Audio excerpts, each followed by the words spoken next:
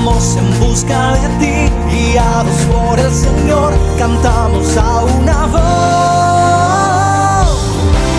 Familia de fe, amamos al Señor y adoramos su santo nombre. Familia de fe, nos alegramos al ver que un milagro en tu vida sucederá.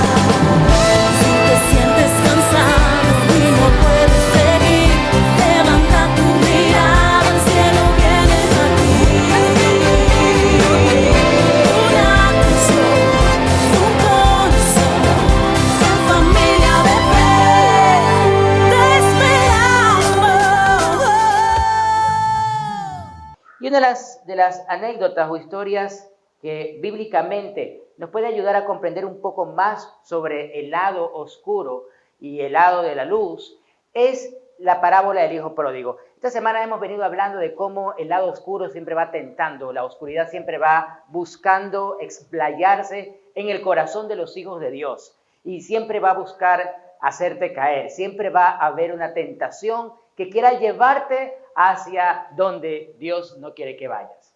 Y la semana pasada hablaba de que nosotros, a pesar de la tentación, a pesar de haber caído, debemos de recordar que Dios siempre nos va a levantar, que Dios siempre nos va a dar las fuerzas para contraatacar. Por eso la semana pasada hablamos del contraataque del bien, porque si el mal te ataca, el bien tiene que contraatacar, ¿verdad? Hasta ahí llegamos. Y vamos hoy a ver por qué también tenemos que cuidarnos del contragolpe del mal, porque así como tú contraatacas con el bien, el mal te va a contragolpear. El enemigo no se va a quedar quieto hasta habernos destruido. Y cuando les mencionaba hace un momento de la parábola del hijo pródigo, quiero recordarles que la historia bíblica no se denomina así la historia del hijo pródigo, sino simplemente se le puso ese título. Y se trata de una parábola, una historia que el Señor Jesús contó, donde un hombre tenía 2 hijos, el menor de ellos le dice, padre, dame la herencia, la recibe y se la malgasta, dice la Biblia, en prostitutas, en trago, en todo lo que te puedas imaginar, malgasta todo lo que el padre durante muchos años había construido, había ahorrado, lo despilfarra y queda en la miseria. Creo que todos conocemos la historia y luego dice la Biblia que estando ya comiendo lo que un judío jamás pensaría en comer, que es la comida de los cerdos. Imagínate que llega un momento tan difícil de tu vida que tienes que comerte lo que le das al Firulais, las croquetas del perro, para ponerte en contexto. O aún peor todavía, ni siquiera las croquetas de tu perro, sino las croquetas del perro de la esquina. Porque era tal el hambre de este hombre que no tenía alimento y le toca comer lo que él mismo les daba de comer a los cerdos, porque él había sido contratado para esa labor. Estando en esa necesidad, piensa, pero si un jornalero en la casa de mi padre come mejor que yo, mejor voy a volver a la casa de mi padre, le voy a pedir perdón a mi papá y voy a poder restaurar mi vida. Y esta parábola, que es muy conocida y tal vez la hemos escuchado en muchas maneras, simplifica a otro hijo pródigo que también tiene la Biblia. ¿Saben ustedes qué significa pródigo, por cierto? Pródigo no es el perdido, porque a veces se piensa que es el perdido. No, literalmente la palabra pródigo significa algo que despilfarramos. Es aquel que despilfarra. Quisiera hacerte la pregunta en esta mañana. ¿Qué es lo más preciado que has desperdiciado o despilfarrado en tu vida? Porque todos en algún momento podemos caer en el ser pródigos, en el despilfarrar, el coger y desaparecer lo que con esfuerzo hemos logrado o lo que con esfuerzo alguien nos entregó. Y podemos ver en la historia mucha gente que recibió grandes herencias, grandes fortunas y no saben aprovecharla y luego la despilfarran. Muchas personas reciben cosas muy buenas, herencias de terrenos, casas, carros, y cuando no lo han trabajado, por lo general no saben aprovecharlo. ¿Y qué hacen? Lo despilfarran. Y esa historia, el hijo pródigo, tiene un nombre en el Antiguo Testamento. Tiene otro personaje que tuvo una historia muy parecida. Este personaje recibió también una instrucción de parte de Dios, una herencia de parte de Dios. Y esa herencia es el don de la profecía. El profeta era un don, o es un don, que una persona recibe para transmitir una revelación que Dios le ha dado. Así que este hombre recibió el regalo de la profecía, pero no lo usa como Dios quiere. Y quiero pedirte que vayamos un momento al libro de Jonás y lo abras en el versículo 1. Si no lo tienes, aquí lo vas a encontrar. Yo utilizo la Nueva Traducción Viviente o utilizo Reina Valera del 60. Y dice la Biblia textualmente que vino la palabra de Dios a Jonás. En ese tiempo no había la Biblia como la tenemos ahora. Venía la palabra del Señor al profeta y el profeta recibía el mensaje y se lo daba al pueblo. El don de profecía en esta época es muy distinto. La palabra profética más confiable es la palabra del Señor. Hay que tener cuidado con estos manipuladores que a veces se levantan y muchas veces utilizan la profecía para sacar ganancia. Una vez había un profeta que se paraba y decía, y así como en trance, ¿no? El profeta quiere pollo, y la gente tenía que llevarle pollo, porque el profeta quería algo. Entonces, hay que cuidarnos mucho de esto. Se levanta, Jonás recibe una instrucción clara. Dios le dice, levántate y ve a Nínive, aquella gran ciudad, y pregona contra ella, porque ha subido su maldad delante de mí.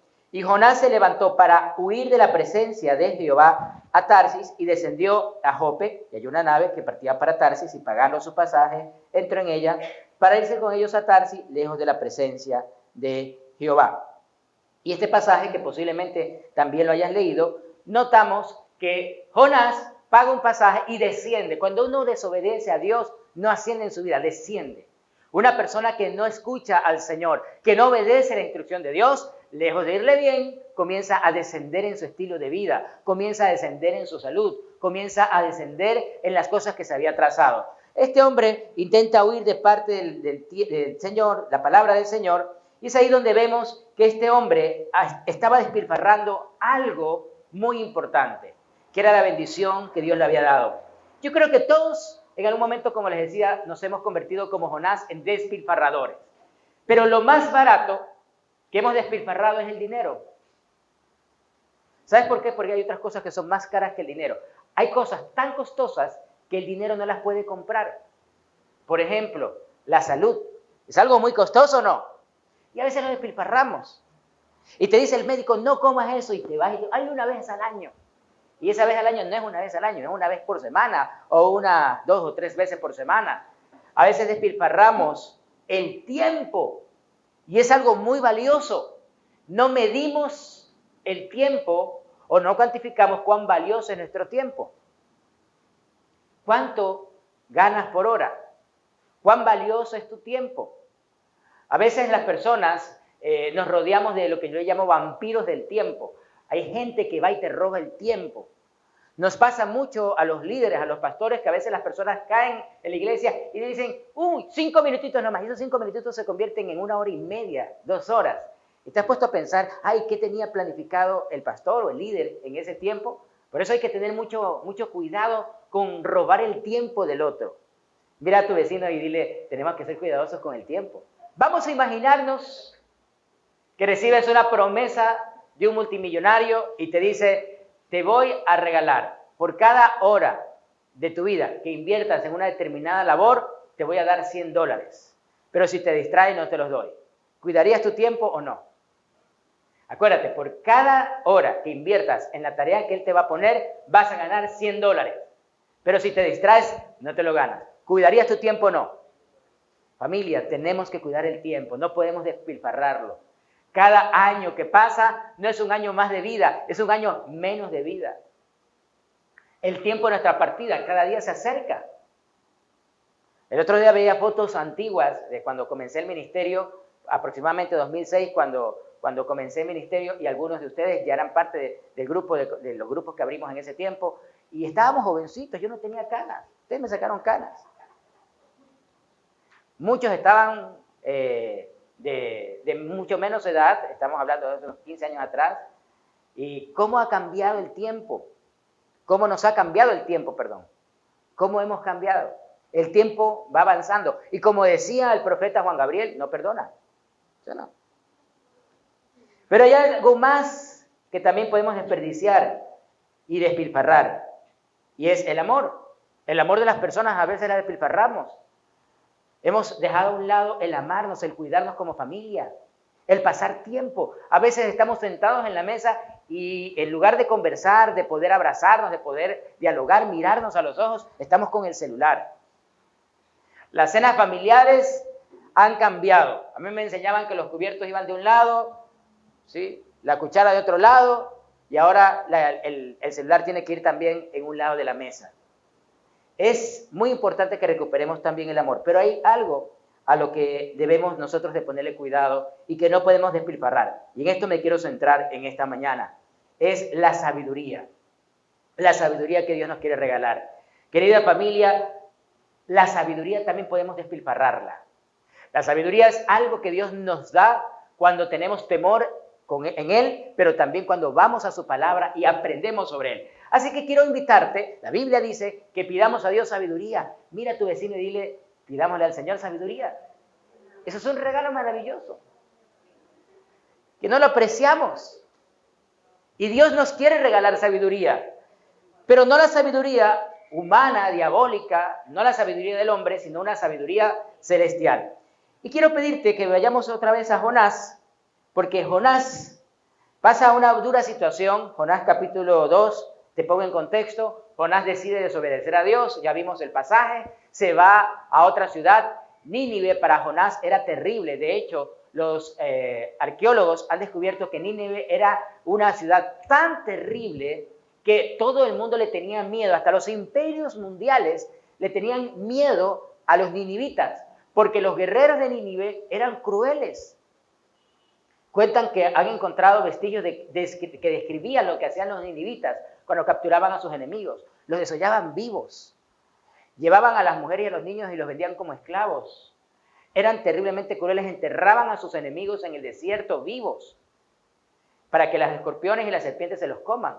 Eran hombres y mujeres muy crueles. Así que cuando recibe Jonás esta instrucción de parte de Dios, Jonás no quería, porque esos enemigos para él, los de Nínive, eran terribles. Sin embargo, a Dios no le importa lo terrible que es el ser humano. Dios tiene misericordia y lo envía a Nínive a predicar. Jonás desobedece y se levanta una tormenta muy dura, una tormenta terrible. Imagínate estar en un barco que parece que se va a naufragar. Dice la Escritura que Jonás estaba durmiendo, lo despiertan y le dice, ¡hey, perezoso! Levántate que nos vamos a hundir. Jonás dice, es que esta tormenta es por culpa mía, yo sé que Dios la mandó por mí y la única forma de que se tranquilice es que me arrojen al mar. Intentaron los marinos no hacerlo, pero finalmente no pudieron, la tormenta cada vez iba poniendo más bravo, el mar más bravo, así que lo lanzaron al mar y apenas tocó Jonás el mar, el agua se aquietó. Hasta ahí uno podría decir, qué bueno, pero luego dice la Biblia que vino un gran pez, suponemos que era una ballena, y se traga a Jonás, y 3 días está en el vientre del pez. Yo he mencionado que no debe haber sido agradable la sensación de estar metido en un vientre de un pez, oliendo a pescado todo el día, mojado todo el día, sin nada de luz. En medio de ese lugar, Jonás hace la siguiente oración. Bajé hasta los cimientos de los montes, la tierra echó para siempre sus cerrojos sobre mí, pero tú, mi Señor y Dios, rescataste mi vida del sepulcro. Cuando dentro de mí desfallecía mi alma, me acordé de ti, Señor. ¿Cómo estaba Jonás? Desfalleciendo, estaba mal, estaba deprimido. Y no era para menos estar encerrado en una ballena. Nadie dice, ay, qué feliz, estoy en una ballena. Estaba terriblemente angustiado. Y luego dice el versículo 7, cuando dentro de mí desfallecía mi alma, me acordé de ti, Señor, y mi oración llegó hasta ti, hasta tu santo templo. Los que siguen vanidades ilusorias abandonan tu misericordia, pero yo con voz de alabanza te ofreceré sacrificios y cumpliré mis promesas. La salvación es tuya, Señor. Y mandó Jehová al pez y vomitó a Jonás en tierra. Y uno puede decir, wow, gracias a Dios salió Jonás. Sí, pero vomitado de ballena. Que no debe haber sido algo agradable. ¿Ya has visto a un perro vomitar? ¿A un gato vomitar? Tú no dices, ay, vomitó mi gatito, ay, qué rico. No. Imagínate salir lleno de los líquidos internos de una ballena. Salir lleno de esa baba apestosa, mojado, con hambre, asustado. ¿Duro o no? Así salió Jonás. Sin embargo, él sabía que esa situación se dio por su desobediencia. Y hasta ahí podemos nosotros decir, bueno, pero salió de esa situación. Pero es ahí donde quiero explicarte a lo que hoy me quiero referir. Cuando hablo del contragolpe del mal, es que viene precisamente algo muy peligroso a la vida de Jonás, que puede ocurrirte a ti, a mí y a cualquiera de nosotros, después de una situación como la que pasa Jonás. ¿Cuál fue la situación de Jonás? Una situación difícil. ¿Qué hizo Jonás en el vientre de la ballena? Señor, ayúdame. Señor, voy a pagar lo que prometí, voy a obedecerte. Cuando una persona está en problemas, ¿qué hace? Inmediatamente busca a Dios. Hace pactos con Dios, compromisos con el Señor. Señor, voy a ir a la iglesia todos los domingos. 8 de la mañana estaré ahí, Señor. Te lo prometo. Haré la limpieza que tenga que hacer. Señor, hay gente que me dice, cuando sale la situación, líder, apenas, pastor, cuando salga la situación, lo que usted me diga, aquí estaré. Sí, bueno, para las que sea. Al igual que Jonás, muchos caemos en situaciones críticas y hacemos ese pacto con Dios. Pero es ahí donde se viene el contragolpe del mal. Es ahí cuando más cuidado tenemos que tener, familia. Mira lo que dice Jonás capítulo 3. Dios manda a Jonás nuevamente a hacer la misión de llevar la palabra. Jonás va y predica, y parece que era buen predicador. Los ninivitas escuchan el mensaje y se arrepienten. Esa gente que era perversa, que era ruin, se arrepienten. Y dice la Escritura que Jonás se enoja por eso. Y Jonás, capítulo 3, versículo 10, cuando Dios vio lo que había hecho y cómo habían abandonado sus malos caminos, cambió de parecer y no llevó a cabo la destrucción con los que les había amenazado. Y esto disgustó mucho a Jonás, dice la Escritura. Esto no le gustó para nada a Jonás, porque en el fondo Jonás quería que murieran. Y Jonás capítulo 4 dice lo siguiente: oh Señor, ¿no era esto lo que yo decía cuando todavía estaba en mi tierra? Por eso me anticipé a huir a Tarsis, pues bien sabía que tú eres un Dios, ¿qué dice la Escritura? No soy compasivo, lento para la ira y lleno de amor, que cambias de parecer y no destruyes. Así que ahora, Señor, te suplico que me quites la vida. Prefiero morir que seguir viviendo. A ver, vamos un ratito. ¿Este es el mismo Jonás que estaba en el vientre de la ballena pidiendo misericordia? Pero si hacía unos capítulos atrás de la Biblia estaba, Señor, por favor, perdóname, voy a cumplir lo que te prometí. Ahora, Dios perdona al pueblo, Dios hace un milagro, el pueblo se arrepiente, Dios lo perdona y Él se enoja. Y después se habla de que las mujeres son complicadas. Y hay hombres que también son complicados, ¿o no? ¿Sí conoces alguno? No lo miren, por favor. Pero muchas veces ocurre eso. Dios nos dice algo, nosotros prometemos, obedecemos, pero cuando pasamos la prueba, es ahí donde viene el contragolpe del mal. Y se levanta un espíritu religioso en el cristiano, en el creyente. Y comenzamos nosotros a olvidar la misericordia que el Señor tuvo con nosotros. Comenzamos nosotros a tener la misma actitud de Jonás, porque ya me salvé del pez, ahora no me interesa que otros estén en la tormenta. Como ya me salvé de la tribulación, ya no me importa los que estén en este momento en el vientre de una ballena, porque ya me salvé. Yo no sé si tú has escuchado cristianos que espiritualmente dicen, ay, no, que ya venga el Señor y nos saque y se lleve pronto esto. Miren, familia, el contragolpe del mal se trata de un espíritu de religiosidad que se levanta y nos comienza a llevar por un pensamiento en donde nos creemos mejores que otros porque hemos aparentemente superado el pecado. Y quiero aterrizarte hoy a algo muy importante y confrontativo. Dice la Biblia que todos somos pecadores. No hay nadie que se salve. No hay nadie. Ni a unos niños que estaban aquí cantando, no se salvan tampoco. ¿Usted no ha visto a los niños? Son inocentes, son lindos, pero también son pecadores, dice la Biblia. Todos somos pecadores.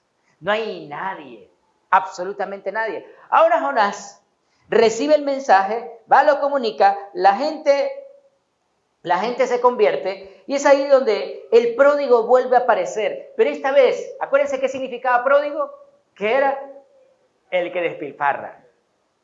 Y Jonás se vuelve otra vez un pródigo. ¿Pero qué estaba despilfarrando esta vez Jonás? ¿Sabes qué está despilfarrando Jonás y qué despilfarran muchos hijos de Dios hoy en día? La misericordia. Despilfarramos la misericordia del Señor. Olvidamos que algún día el Señor nos perdonó a nosotros y nosotros nos fijamos ahora en los pecados de otros. Y por eso, si tú lees las Escrituras, hay algo muy importante que el Señor Jesús constantemente atacaba. El Señor constantemente confrontaba, lo que lo ponía de mal humor. Hay cosas que nos ponen de mal humor, hay cosas que nos ponen de muy mal humor a cada uno en particular. Por ejemplo, a mí me pone muy mal humor que me despierte de una forma abrupta. ¿Sí? Por ejemplo, me pone mal humor. Mis hijos dicen que me transformo. No sé qué te pone mal humor a ti. Hay personas que les ponen de mal humor los olores, por ejemplo. Hay personas que se ponen de mal humor por el desorden. Existen personas que se ponen de mal humor por los actos injustos que ven. No sé qué te ponga de mal humor, pero ¿sabes qué ponía de mal humor al Señor Jesucristo? La hipocresía. ¿Y sabes en dónde encontraba mucha hipocresía? En los lugares donde se iba a compartir la palabra de Dios. En ese tiempo en las sinagogas. Había una clase sacerdotal que se llamaban los fariseos y una clase sacerdotal un poco más alta que se llamaban los saduceos. Eran los encargados de enseñar la palabra de Dios al pueblo. Resulta que ellos, que conocían la palabra de Dios a profundidad, se habían vuelto muy hipócritas. Hipócrita, que no es un término para nosotros despectivo, es un término que tal vez nos puede parecer un insulto, realmente no era un insulto. Te explico. Hipócrita viene de un actor que utilizaba dos máscaras. Y cuando él quería ejemplificar que estaba triste, se ponía la máscara, o cuando quería ejemplificar que estaba triste, alegre, se ponía otra máscara. Siempre estaba con máscara porque ocultaba su rostro. De eso se trataba. Ahora, el hipócrita siempre se pone máscaras, oculta lo que realmente hay en él. Y eso es lo que decía el Señor Jesús. Por eso en Mateo 23, el Señor Jesús le dedica casi todo un capítulo a hablar acerca de tener cuidado con la hipocresía. Y es aquí donde, querida familia, tenemos que cuidarnos del contragolpe del mal. ¿Saben cuál es el contragolpe del mal en los cristianos? Sembrar hipocresía. Volvernos hipócritas. ¿Y cuándo puede aparecer eso? Cuando olvidamos la misericordia del Señor. Amén. Cuando olvidamos el pez que nos tragó. ¿Cuál fue el pez que un día te comió? ¿Cuál fue el problema que un día tuviste que tocar fondo? ¿Se acuerdan del hijo pródigo? Tocó fondo, tuvo que comer alimentos que nunca hubiera pensado comer. Ahora Jonás pasó una situación difícil, las dos situaciones, la tormenta y luego el pez. Pero se olvida y comienza a mirar con ira a sus enemigos. Y aquí te quiero invitar a que hagamos un test contra la religiosidad. Un test para saber si hay un fariseo dentro de cada uno de nosotros. Y te voy a contar un secreto, pero no se lo puedes contar a nadie, ¿me lo prometen?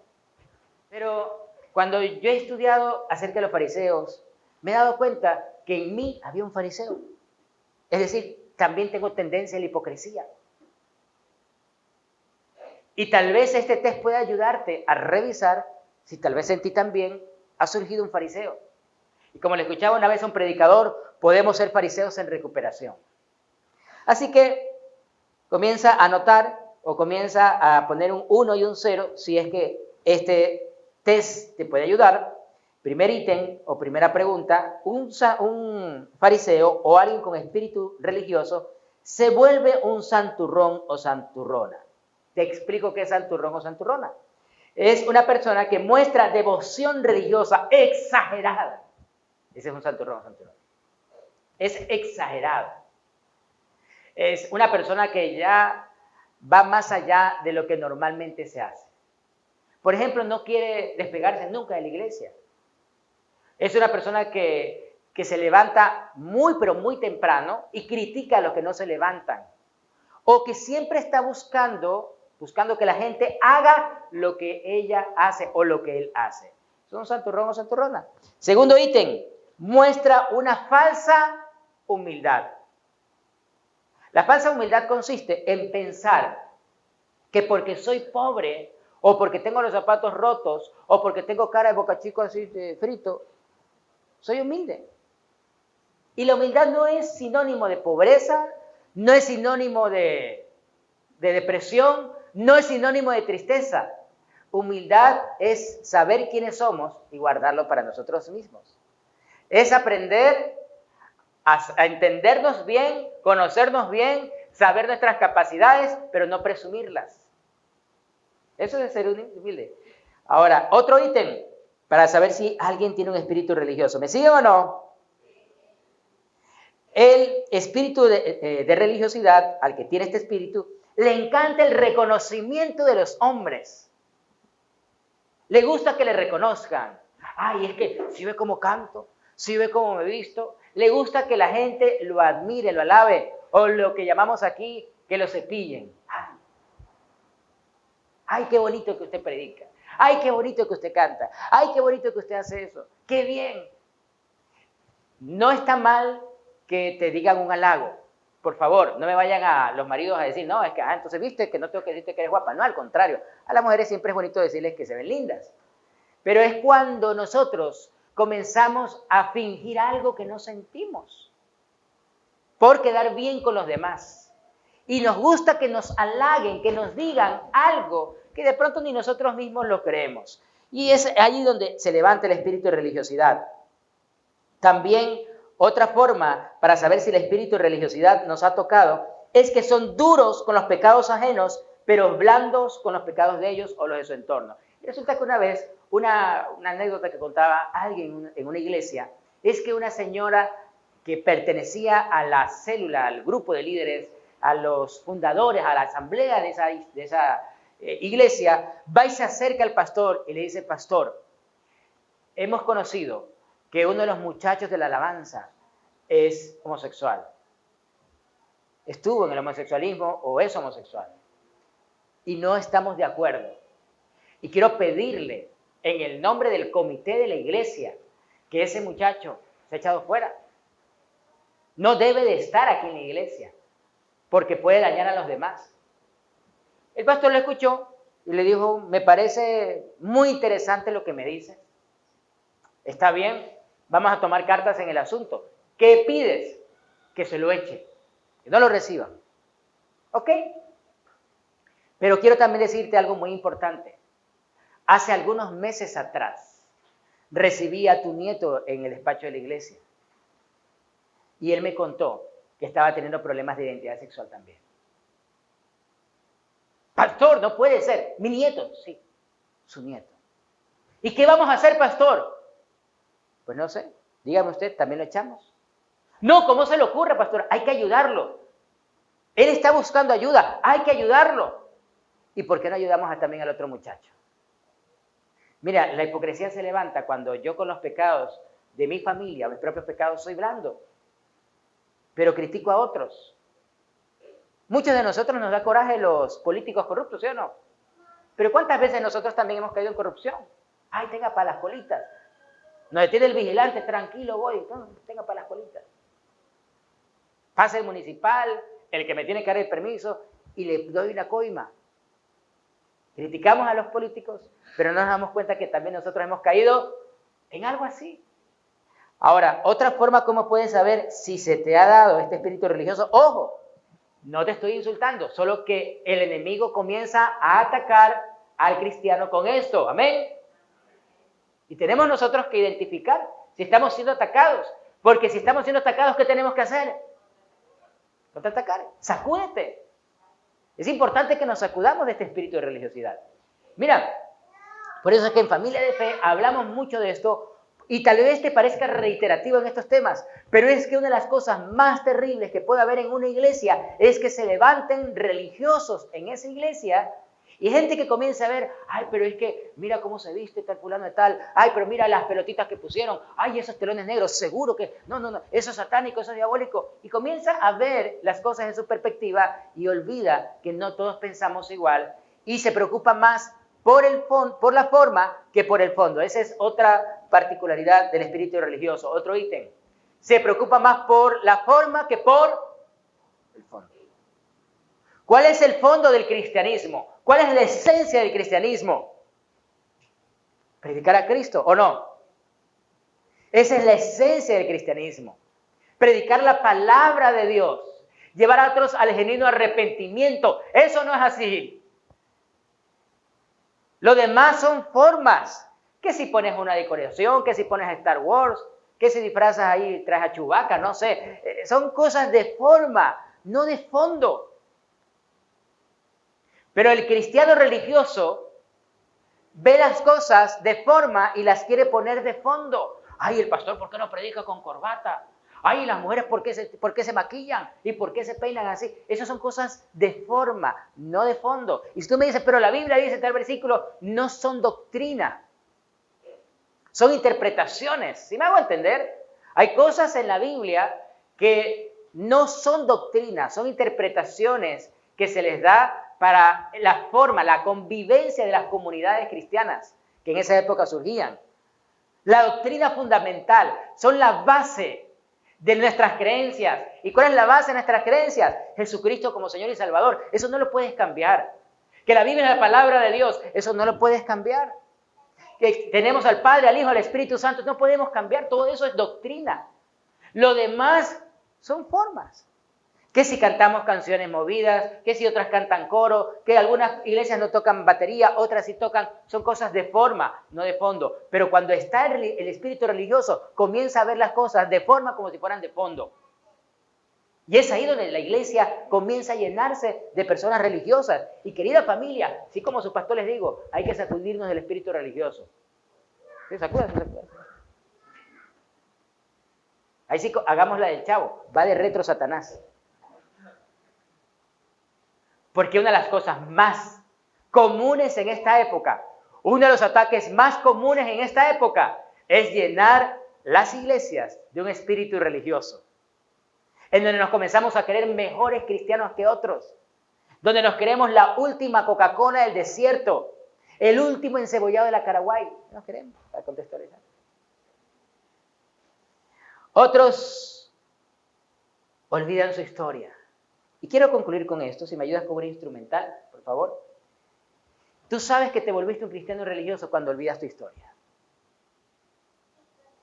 Hace unos años atrás, muchos años atrás, 8 de junio de 1972, si me ayudas con la diapositiva de los aviones. 8 de junio de 1972, los aviones subvietnamitas, bajo la coordinación de Estados Unidos, lanzan por error un bombardeo con napalm sobre una población civil. En esa población había niños. Los niños se refugian en un templo, porque en la guerra, supuestamente, uno de los códigos de guerra, de honor de la guerra, es que no se pueden bombardear las iglesias ni los hospitales. Pero por error, bombardean una iglesia. ¿Me ayudas con una instrumental, por favor? Kim Phuc tenía 9 años cuando un ataque con napalm se llevó a su aldea. La niña, presa del horror, comenzó a correr desnuda. ¿Me ayudas con la siguiente diapositiva, por favor? No te me duermas. Quemaduras de 3er y 4º grado. Dicen los científicos que el agua hierve a 100 grados centígrados. El napalm crea una temperatura entre 800 y 1200 grados. ¿Tú te imaginas lo que produjo esto en la piel de una niña de 9 años? Kim Phuc salió corriendo mientras gritaba, me quema. El ardor describía el terror de una pequeña niña que vio morir a sus primos y a casi toda su familia. Y solo ella pudo sobrevivir. Mientras los soldados y los aldeanos que estaban alrededor de ella vaciaban sus cantimploras sobre su piel, ella se desmayó para luego despertar después de varios días en el hospital. Kim, durante muchos años, tuvo que sufrir operaciones, 17 operaciones, para restaurar su piel, para restaurar su cuerpo que había sido quemado, repito, con quemaduras de hasta 4º grado. En 1982, King se convierte a Cristo. Conoce del Señor en una iglesia en Saigón y luego se va a vivir a Canadá, a Ontario, Canadá. Y durante años comienza a contar su experiencia, aunque al principio no quería hacerlo porque le daba mucha tristeza recordar lo que había vivido. Y en algún momento, en ese tiempo, el gobierno de Vietnam quiso hacer un mal uso de su experiencia. Así que King decidió evitar algunos años el compartir su experiencia pública. Pero en 1996 fue invitada por los Estados Unidos a Washington, a la ciudad de Washington, a hablar sobre las terribles consecuencias de la guerra. Mientras daba una conferencia sobre eso, un veterano llamado John Plummer, reverendo ahora, cristiano también, se levanta y admite que él fue uno de los que coordinó el ataque a la aldea ese día. ¿Qué haces tú cuando te encuentras de frente con aquel que acabó con lo que tú más amabas? Con aquel que acabó con tu vida. Con aquel que arrasó gran parte de tu historia. Y a veces llegan momentos así, donde la vida nos confronta públicamente con aquel que nos lastimó, con aquel que te engañó, con aquel que te mintió, con aquel que te asaltó, con aquel que te hizo daño. Y es ahí donde tenemos que tomar la decisión si hacer lo que hizo Jonás y ponernos mal. Jonás, después de haber estado en el vientre del pez, se puso mal porque Dios perdona a un pueblo que se arrepiente. Jonás se pone mal porque en el fondo sabía que Dios iba a perdonar a Nínive, porque Dios es bueno. Y a tal punto le llega el espíritu de religiosidad de Jonás que dice, mejor me hubiera muerto. Si hubiera habido otra ballena ahí, imagínate que se le hubiera vuelto a comer. Pero Dios, que es bueno, no hace eso. Y la historia de King, que quiero terminarla para que saquemos una profunda enseñanza. Ella describió que aquel momento fue uno de los más difíciles cuando se encuentra con uno de los coordinadores de esa situación tan terrible, de ese bombardeo que hubo en su aldea. No fue fácil, dijo King en una entrevista. En vez de reaccionar de manera normal, en vez de sentir odio y deseo de venganza, opté por la comprensión. Pero eso es algo, no es algo que se puede alcanzar de un día para otro, dijo King. Y anoten esta frase que me pareció muy linda. El perdón me liberó del odio. ¿A quién tienes que perdonar? La clave para poder desarraigar el espíritu de religiosidad es el perdón. Y es recordar también nuestra historia. Esta semana me reuní con un pastor que admiro mucho y quiero mucho. Me preguntó, ¿cuál es tu historia? Y me puse a narrar mi historia. Y el recordar la historia nuestra nos hace conectarnos también con la misericordia que Dios ha tenido a lo largo de nuestra vida.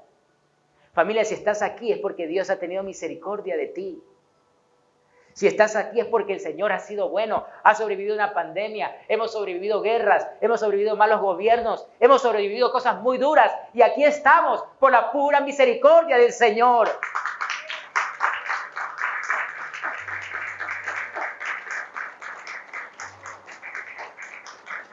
¿Quién dijo? El perdón me liberó del odio. Todavía tengo muchas cicatrices en el cuerpo. Aún siento fuertes dolores la mayoría de los días.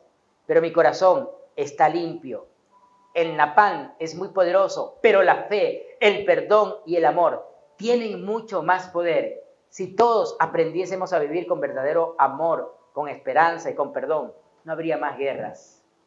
Y si esa pequeña niña de la foto ha sido capaz de hacerlo, pregúntate, ¿qué puedo hacer yo? ¿Sabes qué podemos hacer nosotros? Llenarnos de ese amor y de esa misericordia que el Señor ha tenido para con nosotros. Apocalipsis capítulo 2, versículo 5, dice lo siguiente. Recuerda, vamos a leerlo, recuerda, por tanto, de dónde has caído. Arrepiéntete y haz las primeras obras, pues si no, vendré pronto a ti y quitaré tu candelero de su lugar si no te hubieres arrepentido.